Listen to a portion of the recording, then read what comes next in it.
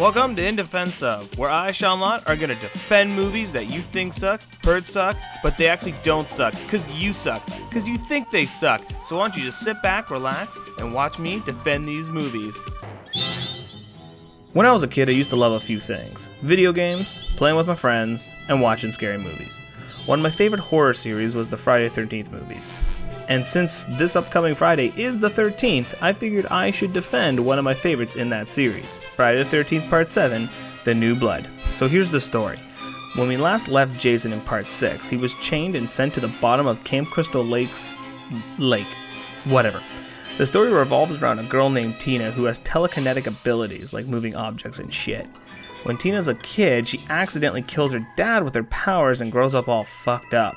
Years later, her mom and her psychiatrist think it's a great idea to go out to the woods and help her with her grief and get over the fact that she killed her dad.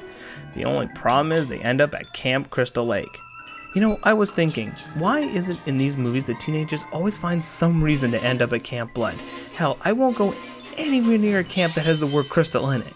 Unless it's like Camp Crystal Method, where all you do is take E and listen to techno. So Tina's at this camp, uses her telekinetic powers, and raises Jason out of the lake. And then guess what happens? Murder! And lots of it. So now Jason has these new teenagers to kill, because I guess beside Tina's cabin is this other cabin full of teenagers. And the only one who can save them is Tina. That's right.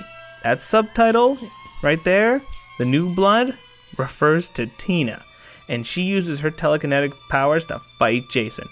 I am not even close to fucking with you right now. Jason fights the female Professor X. Now, I'm not gonna ruin the end, but let's just say a house explodes and it's badass. Now, why do I like this movie? Number one, this movie has some of the best kills in the entire series. For example, guy who gets axe swung in the face, guy who gets his head crushed to the size of a walnut, and of course, the most iconic death, and one of the most iconic deaths in the whole spectrum of horror movies, the girl who gets bashed against a tree while in a sleeping bag. When I was young, I made a video that had all the kills from these movies, and this particular kill made my highlight reel, and I just kept repeating it in the video and it was funny.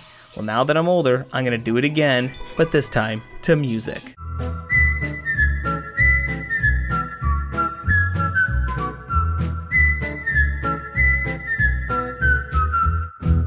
Number 2, this movie has some of the best makeup effects in the entire series. The reason for this is that director Jean-Carl Boucler is also a makeup effects guy whose previous credits include Freddy 4 and Halloween 4 and oh yeah, Reanimator. And if you've never seen Reanimator, please go out and rent it or download it, or actually don't download it, just go buy it off Amazon. It's a sweet movie. Lastly, Kane Hodder is Jason. What does that mean? Well, he is the best Jason in the entire series. He was Jason for like 4 movies, and he is still the king. Overall, the Jason series isn't known for its mise-en-scene, or its acting, or its story, but the series does one thing very well. Give us dumb jerk teenagers who die in awesome ways. Now, I know that's not for everyone, but if you're thinking that this Friday the 13th you're gonna check out a Friday the 13th movie, I suggest Part 7. Because it's definitely one of the most entertaining.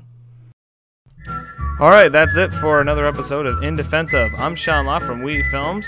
We'll be making more of these in the future, so check it out. Check our website out at www.wefilms.com. There's articles, reviews, and whatever. You know, we got everything, so check out the website, check out yourself, and you know what? I just defended the shit out of this movie.